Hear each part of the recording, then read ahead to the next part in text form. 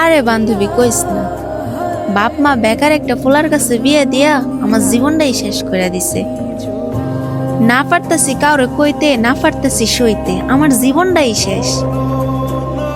তোগো husband তো তোগরে কত কিছু কিনা দেয়, আর আমারে কিনা দিব তো দূরের কথা, ও তো আমগো ঘাড়ের উপর বৈশা বৈশা খায়। আচ্ছা ঠিক আছে, ভালো থাকিস। কার কল ছিল? ওই আমার একটা বান্ধবীর কল ছিল। কি কথা বলছো? কি কথা কইছি ওইটা তুমি হনো নাই? ঢং করতেছো আমার সামনে আইসে এখন? কাম কাজ তো কিছুই করো না, বেকার ঘুরা ঘুরা খাও আমগো ঘাড়ের উপর বৈশা বৈশা। তোমার কি লজ্জা শরম বলতে কিছুই নাই?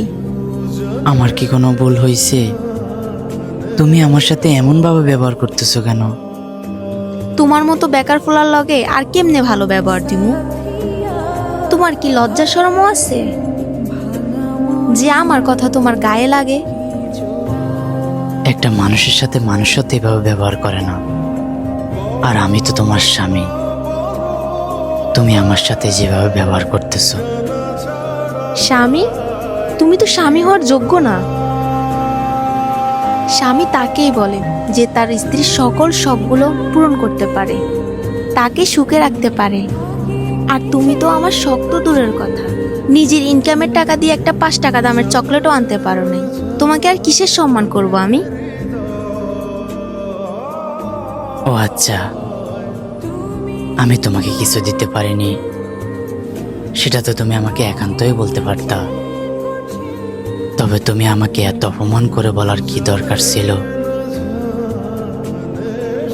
আমিও তো রক্ত গড়া মানুষ, আমারও তো কষ্ট হয়। তোমার এই প্রতিনিয়ত অপমান শুনতে শুনতে আমার ভিতরটা ছিন্ন ভিন্ন হয়ে গেছে। তবে আমি তোমাকে দেখাতে পারিনি, আমি তোমার সামনে হাসি মুখে চলেছি।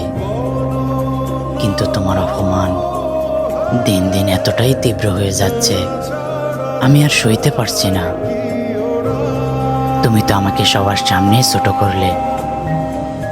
হ্যাঁ, আমার এটাই ভুল যে আমি বেকার, আমি কোনো টাকা পয়সা ইনকাম করতে পারি না।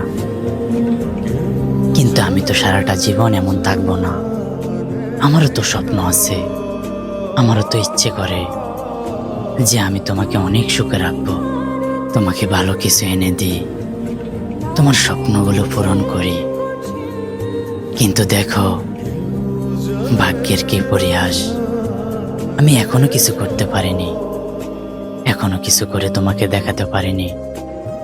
আর হ্যাঁ, তুমি যদি আমার পাশে থাকতে তাহলে এতদিন আমি কিছু না কিছু করতে পারতাম। কিন্তু তুমি তো আমার পাশে থাকোনি। তোমার দেওয়া কথার আঘাতে দিনের পর দিন আমাকে তিলে তিলে শেষ করে দিচ্ছে। আমি আর সইতে পারছি না, আমি চলে যাচ্ছি। জীবনে যেদিন সফল হতে পারবো সেদিনই তোমার সামনে এসে দাঁড়াবো। ভালো থেকো আর নিজের প্রতি যত্ন নিও।